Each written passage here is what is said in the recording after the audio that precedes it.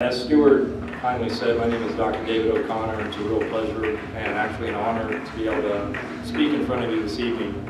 I've been a practicing child and adolescent and adult psychiatrist for over 21 years in various states, in various treatment settings, inpatient, outpatient, juvenile justice, which I currently practice in.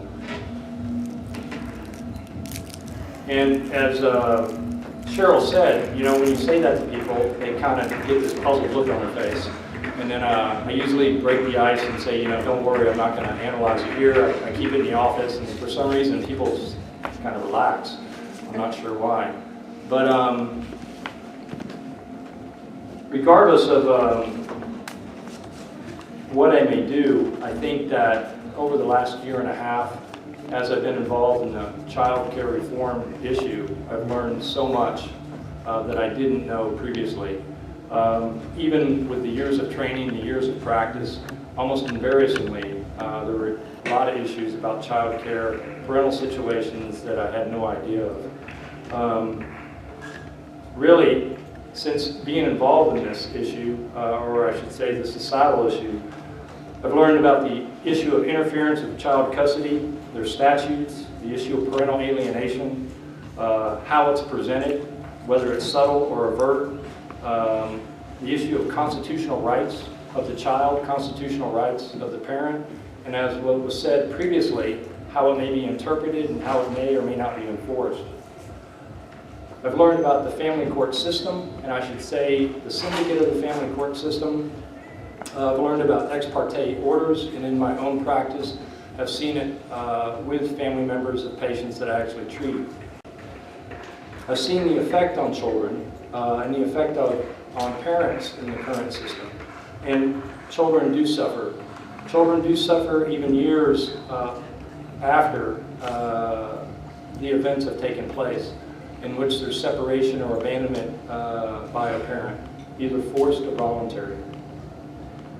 What amazes me is the discrimination that children face in the current situation in unmarried situations versus married situations, and the effect it has on them.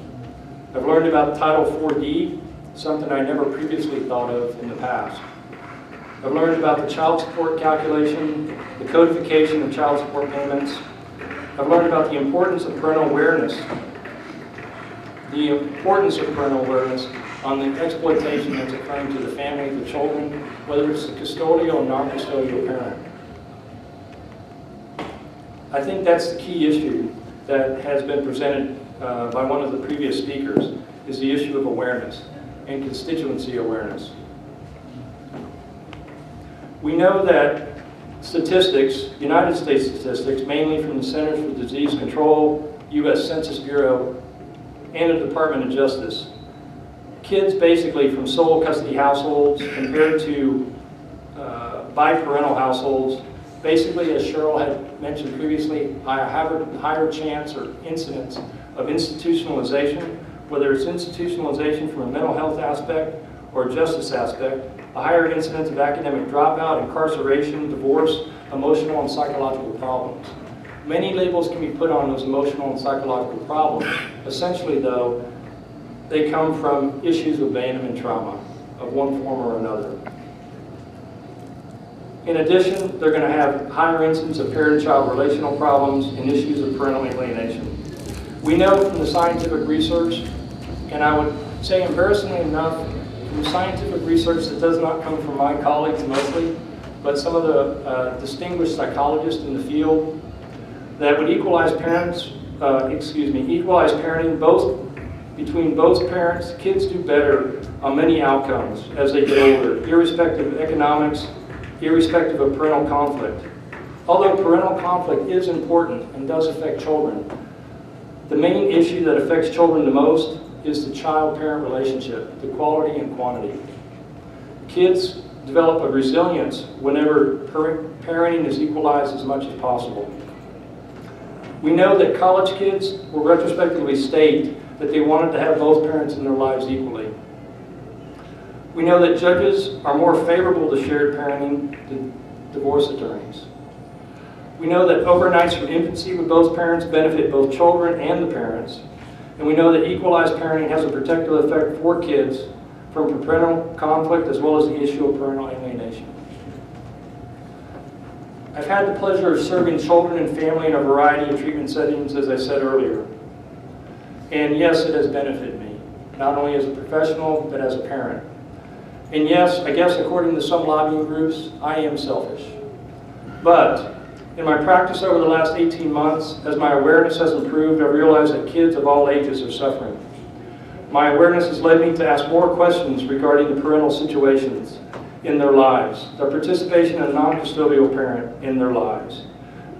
My awareness has helped me understand the effect of the lack of the non-custodial parent, the lack of the parent in the parental situation, particularly during unmarried situations and divorce.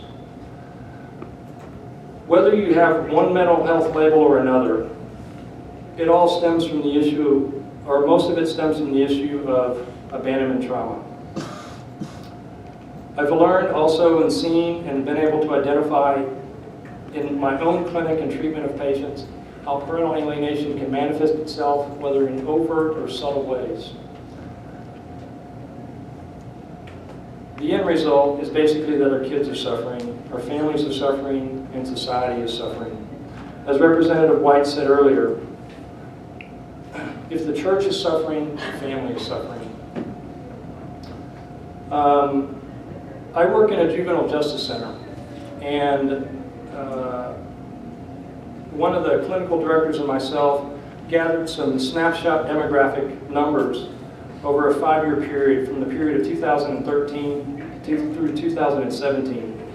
This included 880 kids aged 12 through 17. And keep in mind, this is a snapshot.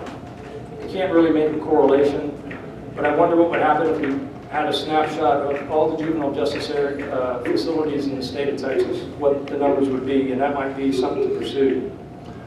Of these 880 kids, 80% of them, at the time of admission, were from single-parent households. Of those, the biological father was the single parent in 11%. Of those, the biological mother was the single parent in 35%. That really adds up to about 46% or less than 50%. The remaining of the sole parenting entities, which was mentioned briefly earlier, consisted either of aunts, grandparents, or siblings, or CPS. Despite the scientific evidence, despite the inequities or the equities, despite how it may be labeled, excuse me, the question that's been brought up as to what motivates the system can be spoken about more and has already been touched upon. And I appreciate the opportunity and thank you. And you can call me David. Thank you.